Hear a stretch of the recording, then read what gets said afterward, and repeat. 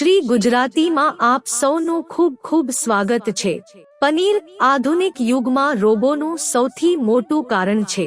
માણસ પોતાની જાતને ગમે તેટલું આધુનિક બનાવે, તેણે તેના જૂના જ્ઞાનમાં પાછા જવું પડશે, કારણ કે આધુનિક વિજ્ઞાન અધૂરું છે અને પ્રાચીન સંશોધનો સંપૂર્ણ રીતે પરીક્ષણ અને હાનિકારક છે। હવે વાત કરીએ આજના સૌથી ફેમસ ફૂડ આઇટમ પનીર વિશે। ભારતીય લોકો પનીરના એટલા ક્રેઝી થઈ ગયા છે કે જ્યાં પણ પનીર મળે છે તે ખૂબ જ આનંદથી ખાય છે। કોઈ હોટલમાં જાય તો પનીર ખાધા વગર ગળી જ ન શકે। કઢાઈ પનીર, શાહી પનીર, મટર પનીર, મરચાંનો પનીર અને શું નહીં। સમોસામાં પનીર, પકોડામાં પનીર, પિઝામાં પનીર, બર્ગરમાં પનીર, એટલે કે જ્યાં જુઓ ત્યાં પનીર છે। ભારત કદાચ એટલું દૂધ ઉત્પન્ન કરતું નથી। જો તે ત્યાં હોત તો વધુ પનીર બનાવવામાં આવી હોત। આયુર્વેદમાં તબીબી વિજ્ઞાનના સૌથી જૂના સ્વરૂપ દૂધ, દહીં અને ઘીનો બધે ઉલ્લેખ છે, પણ આ અનિચ્છનીય પનીરનો ક્યાંય ઉલ્લેખ નથી। કેમ?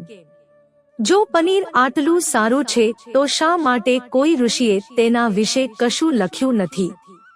જ્યારે અમે તેની ઊંડાણપૂર્વક તપાસ કરી તો અમને જાણવા મળ્યું, આયુર્વેદમાં પનીરને સૌથી ખરાબ ખોરાક તરીકે વર્ણવવામાં આવ્યું છે। બીજા શબ્દોમાં કહીએ તો કચરો, અને કચરો એક જ નથી, એવો કચરો જે પ્રાણીઓને પણ ખવડાવવાની મનાઈ છે।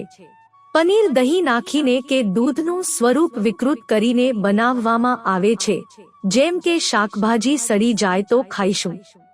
પનીર પણ સડેલું દૂધ છે।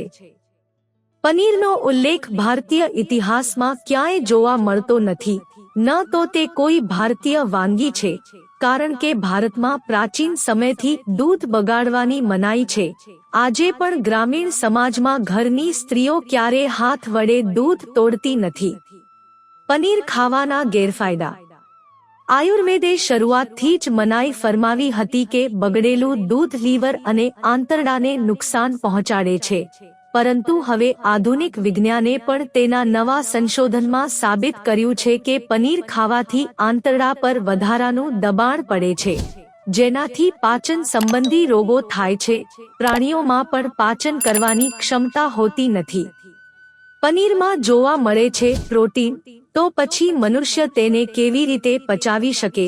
પરિણામે ખતરનાક કબજિયાત, ફેટી લીવર અને બાદમાં sugar, cholesterol, high blood pressure અને આ પનીર પેટના ખતરનાક રોગ IBS નું કારણ પણ બને છે। વધુ પડતું પનીર ખાવાથી લોહી ગંઠાઈ જાય છે, જે બ્રેઇન હેમરેજ અને હાર્ટ ફેલ્યોરનું કારણ બને છે। તે જ સમયે આ પનીર હોર્મોનલ અસંતુલનનું કારણ બને છે, જે હાઇપોથાઇરોઇડિઝમ અથવા હાઇપરથાઇરોઇડિઝમ તરફ દોરી જાય છે।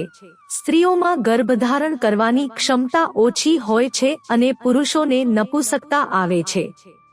એકંદરે જો જોવામાં આવે તો આ પનીર જીભ માટે જ ફાયદાકારક છે, પણ આખા શરીરને નુકસાન પહોંચાડે છે। તો આગલી વખતે પનીર ખાતા પહેલા વિચારજો। મિત્રો, જો તમને વિડિયો પસંદ આવ્યો હોય તો લાઈક કરો, શેર કરો અને અમારી ચેનલને સબસ્ક્રાઇબ કરશો, જેથી તમને આવા નવા વિડિયોની નોટિફિકેશન મળતી રહે અને તમારો જીવન સુખી અને સરળ બની જશે। વિડિયો જોવા બદલ તમારો ખૂબ ખૂબ આભાર।